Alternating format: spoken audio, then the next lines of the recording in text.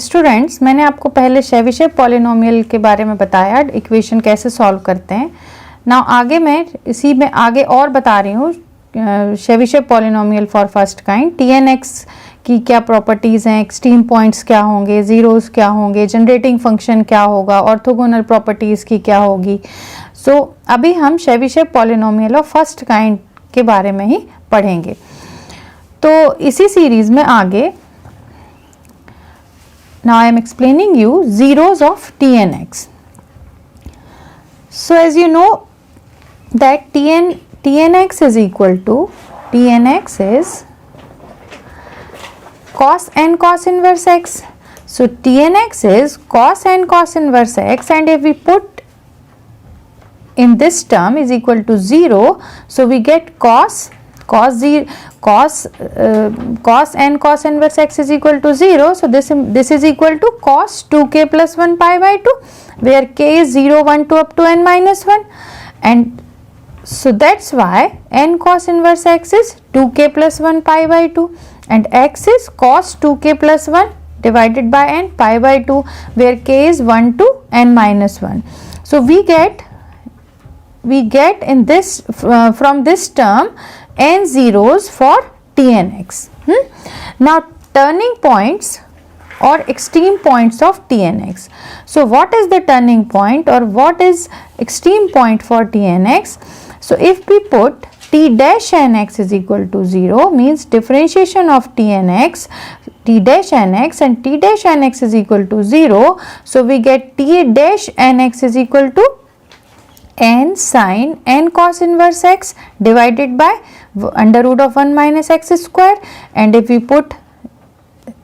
is equal to 0, so what we get, x where x is not equal to plus minus 1, so this is equal to sin n cos inverse x is equal to 0, or we can say this is equal to sin k pi, or this implies that n cos inverse x is equal to k pi, or we can say x is equal to cos k pi by n, where k is 1 to up to n minus 1. So therefore TNX attains to relative maximum or minimum at n minus 1 point given by this relation. Okay, so now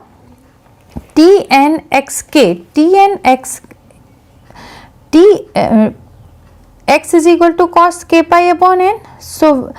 हम यहाँ से tn x k की value निकालना चाहें तो कैसे निकालेंगे, cos n cos inverse x k, and this is also equal to, we can say, cos k pi, or and cos k pi is minus 1 to the power k. So end points in interval, close interval minus 1 to 1 is, if we find tn minus 1, so this is cos n pi minus 1 to the power n, tn 1, so this is cos 0, we can say cos 0, and this is 1. So we can say TNX is in minimum or maximum values at n plus 1 points, where xk is cos k pi upon n, where k is 0 to n. Okay, so these are all called turning points or extreme points for TNX. Clear? So now leading coefficient, what is the leading coefficient of TNX?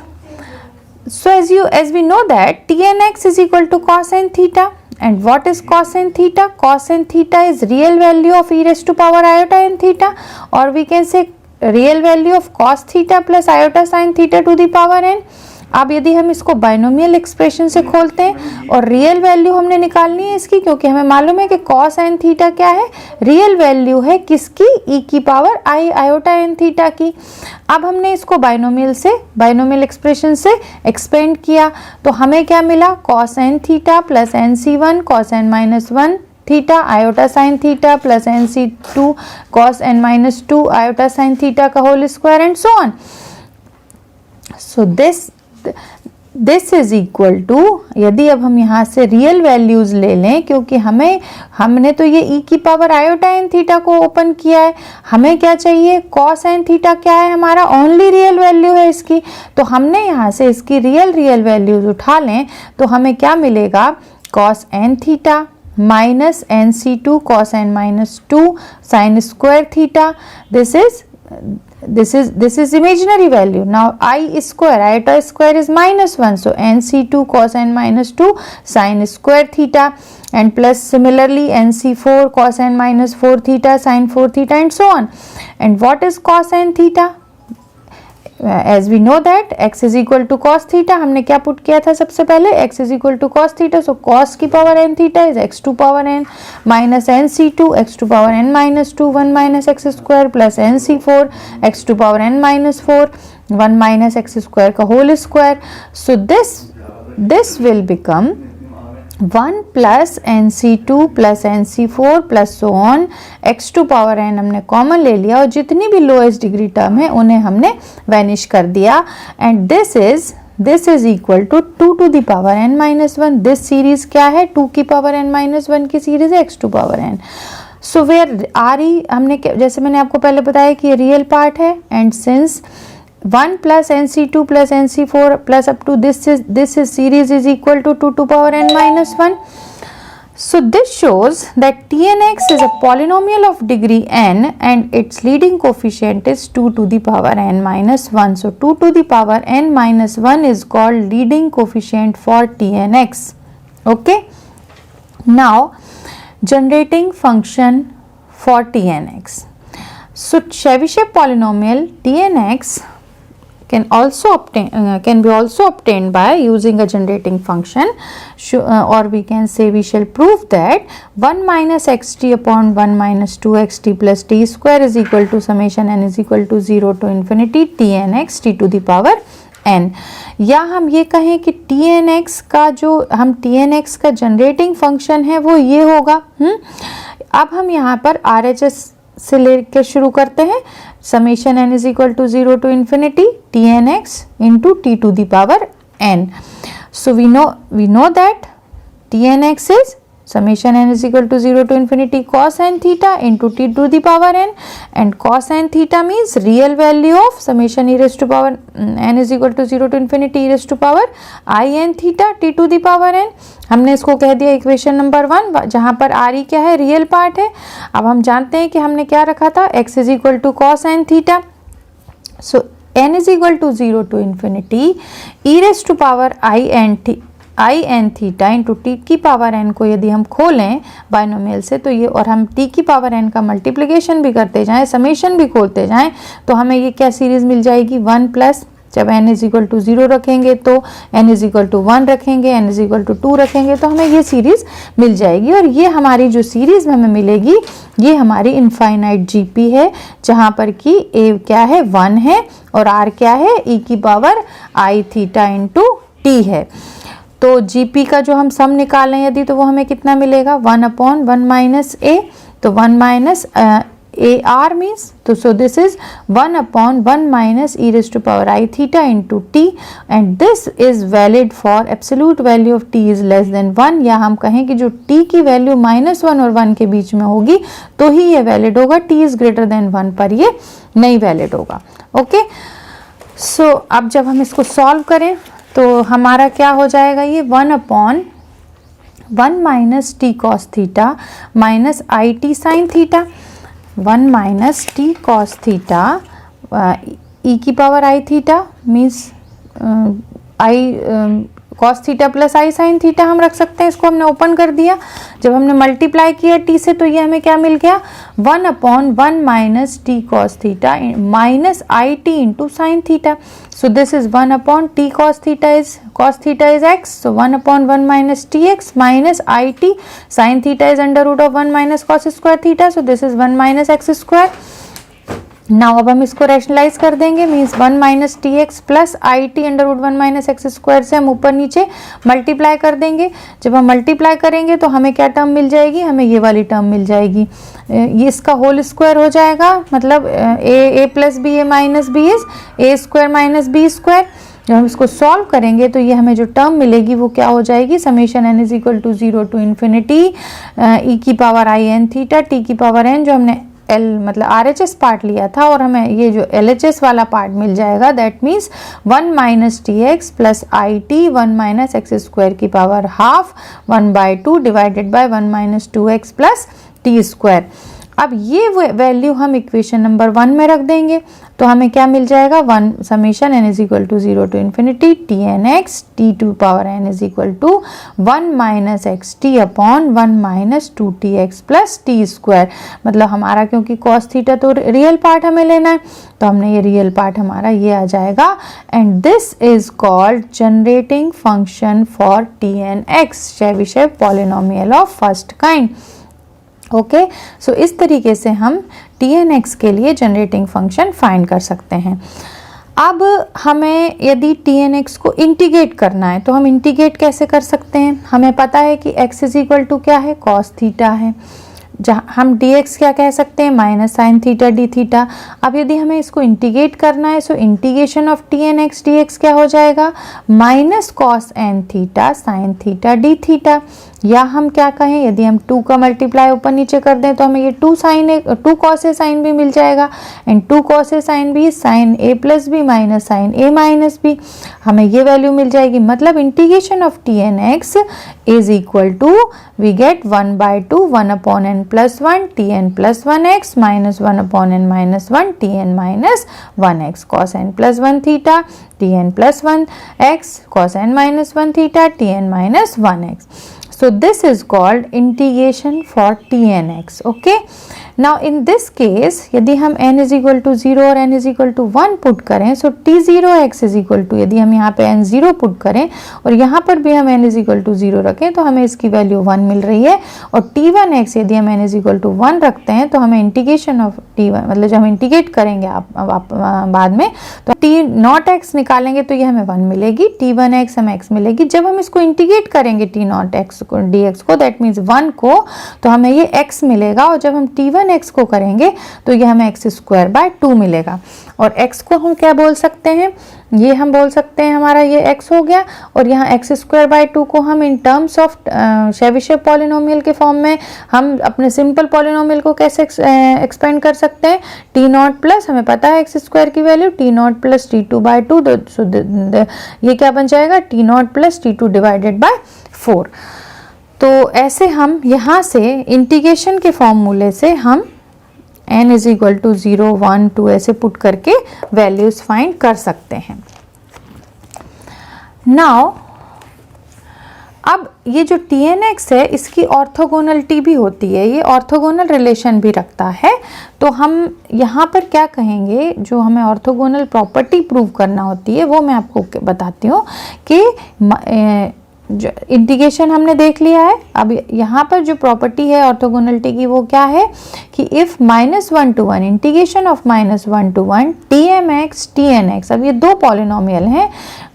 दो Chebyshev functions हैं for m और for n, divided by under root of 1 minus x square dx is equal to 0। ये 0 कब होगा, जबकि m is not equal to n होगा। हमें पाई कब मिलेगा, जब m और n की वैल्यू दोनों की 0 है, और हमें पाई बाई 2 मिलेगा जबकि m और n की वैल्यू बराबर है बट वो 0 नहीं है। ओके,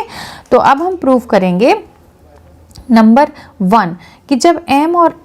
और n बराबर है और उन दोनों की वैल्यू 0 है, दैट मीन्स कि ये जो हम m और n लिख रहे हैं या m और n दोनों बराबर हैं और दोनों की वैल्यू 0 है, मतलब हमें ये क्या मिल जाएगा, ये हमें मिल जाएगा -1 to 1 dx upon under root of 1 minus x square, that is sine inverse x। और यदि हम लिमिट रख दें तो ये हमें मिल जाएगा 2 sign inverse x 0 to 1, that is 2 times pi by 2, that is pi. तो जब हमारी वैल्यू दोनों वैल्यू 0 हैं तो हमें क्या मिल रहा है, पाई मिल रहा है। जब हमारी वैल्यू दोनों बराबर हैं बट 0 नहीं है, तो दोनों बराबर है मतलब m और n दोनों बराबर है, m इक्वल टू n है, जो -1 to 1 tnx का whole square divided by under root 1 minus x square dx।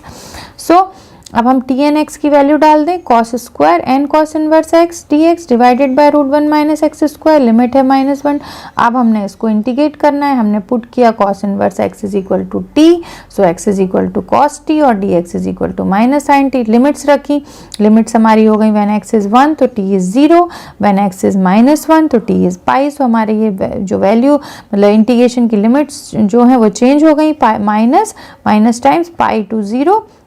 इसको हम लिख सकते हैं cos स्क्वायर एन टी, हमने cos inverse x is equal to t रखा है, यहाँ sine t 1 minus cos square t that is sine square sine t, ये यहाँ साइन टी डी टी। अब यदि हम ये लिमिट्स को चेंज करें तो ये माइनस साइन हट जाएगा, सो this is 0 to pi,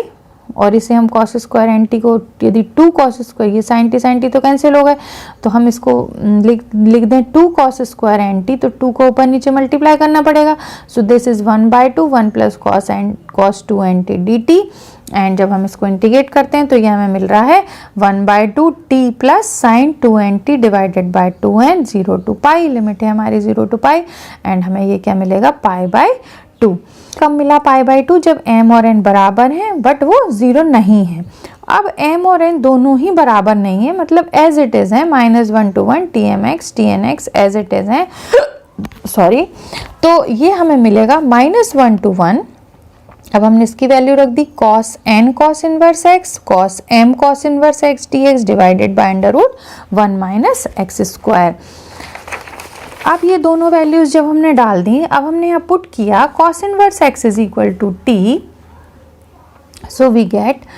limits वैसी की वैसी चेंज हो जाएंगी, -π to 0 cos mt cos n t sin t as it is integration करना है। अब यहाँ पे हमने फिर 1/2 2 cos mt cos t formula लगा दिया 2 cos a cos b का, ये मैं फॉर्मूला जब हमने इसको इंटीग्रेट किया तो ये हमें sign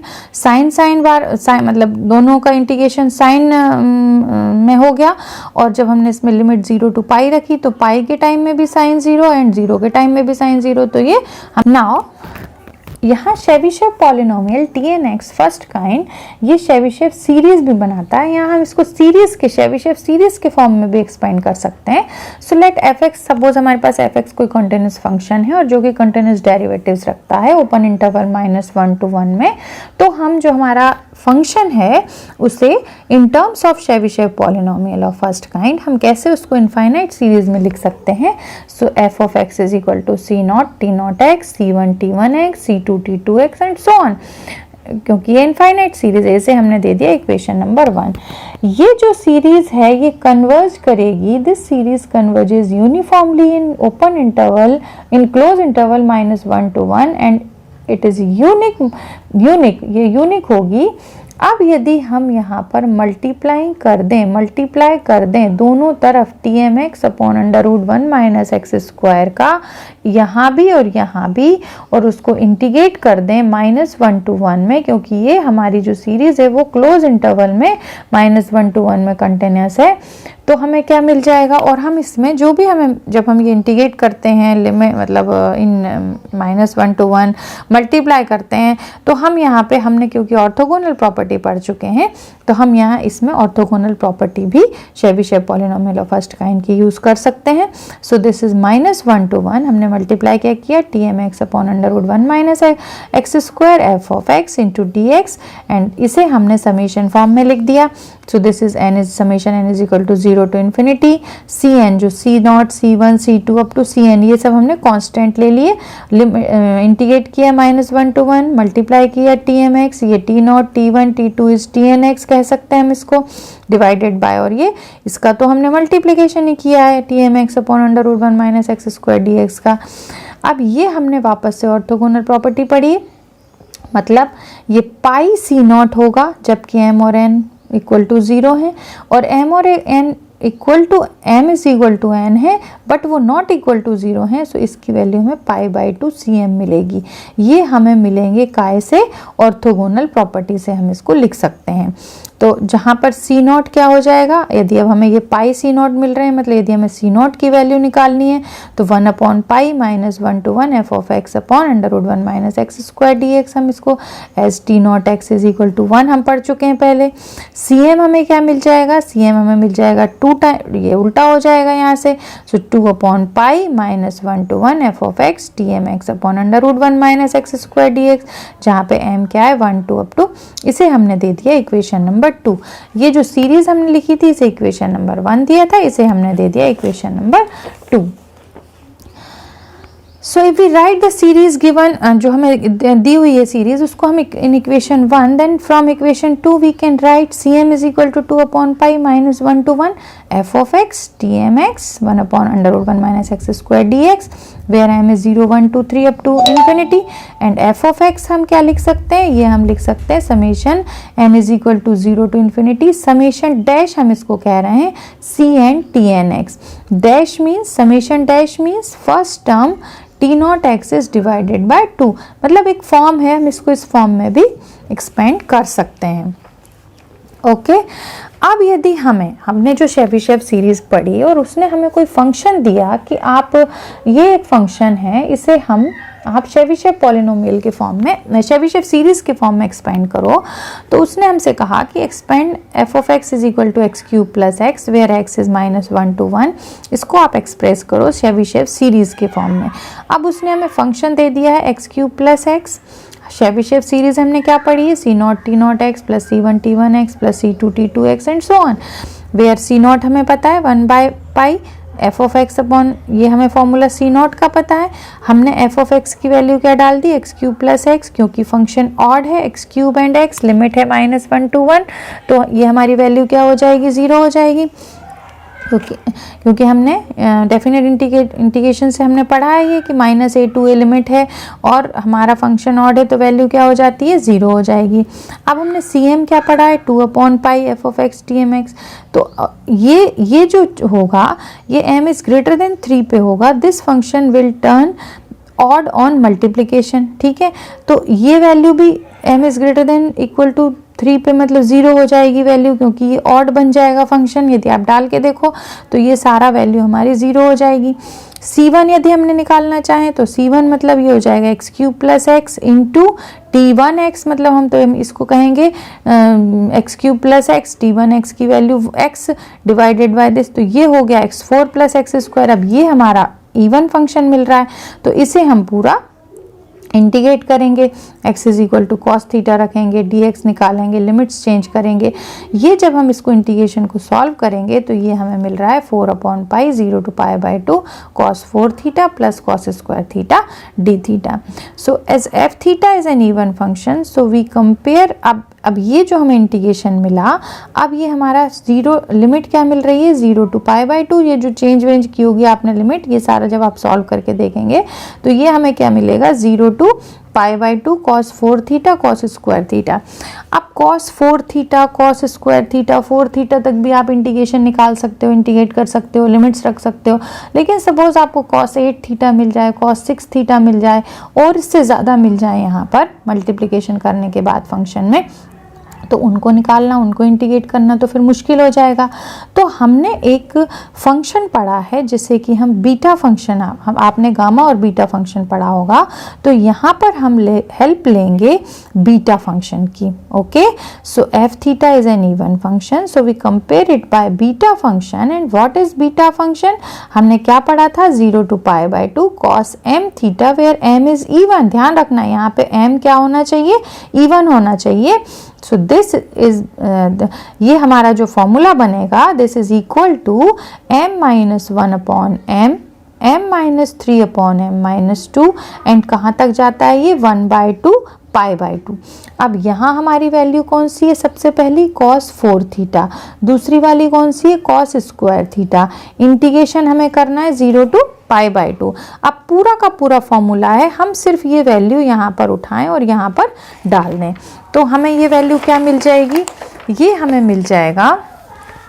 0 to pi by 2 cos 4 theta यदि हम निकालें तो और उसमें वैल्यू डालें फॉर्मूले में, तो 3 by 4 1 by 2 pi by 2 3 pi by 16 मिल रहा है। Similarly we can find 0 to pi by 2 cos square theta, so this is pi by 4।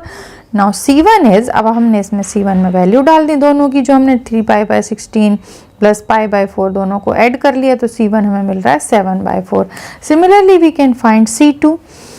2/πx³ plus x, अब ये t2x जो है, मतलब आपका जो m = 2 रख रहे हैं ना, t2x, और t2x हमने क्या पढ़ा था, 2x² - 1, ये वैल्यू रखेंगे। ये सारा का सारा हमारा ऑड फंक्शन बन रहा है, लिमिट है हमारी सेम, तो ये वैल्यू 0 बन जाएगी। अब हम c3 निकाल सकते हैं इसी तरीके से। तो जब हमने c3 निकाला, इसको x = cos थीटा पुट किया, एंड एवरी टाइम हम यही पुट कर रहे हैं और हमें ये वैल्यू जो मिल रही है, तो हमें ये मिल गया। हमने जब लिमिट्स चेंज की तो हमेशा हमें यही मिल रहा है, 4 cos 6 थीटा cos 4 थीटा। इसे हमने ये बीटा फंक्शन से निकाल लिया। बीटा फंक्शन से निकालने के बाद हमने इसमें ये वैल्यू सारी पुट कर दी, तो हमें क्या मिल गया, हमें c3 मिल गया 1/4। अब हमें क्या हमें मतलब कांस्टेंट की वैल्यू तो निकालनी थी, मतलब हमें c0 निकालना था, c1 निकालना था, c2 निकालना था, c3 निकालना था। तो अब हमारी जो सीरीज थी वो क्या थी, f(x) = c0 t0x + c1 t1x + c2 t2x। अब कई चीज़ें तो 0 हो गई हैं, कई जो सीरीज में वैल्यू है वो तो 0 हो चुकी हैं। जो 0 नहीं है, जो हमें जहाँ पे वैल्यू मिल रही है वो हम रख देंगे, f(x) = 7/4 t1 + t3/4, और we can say f(x) = 7 t1 + t3 / 4। तो ये हमारी शेबिशेव सीरीज के फॉर्म में हमने अपने पॉलिनोमियल को, हमने अपने फंक्शन को एक्सपेंड कर लिया। ओके, सो इस तरीके से आप शेबिशेव सीरीज को एक्सपेंड कर सकते हैं। Thank you so much.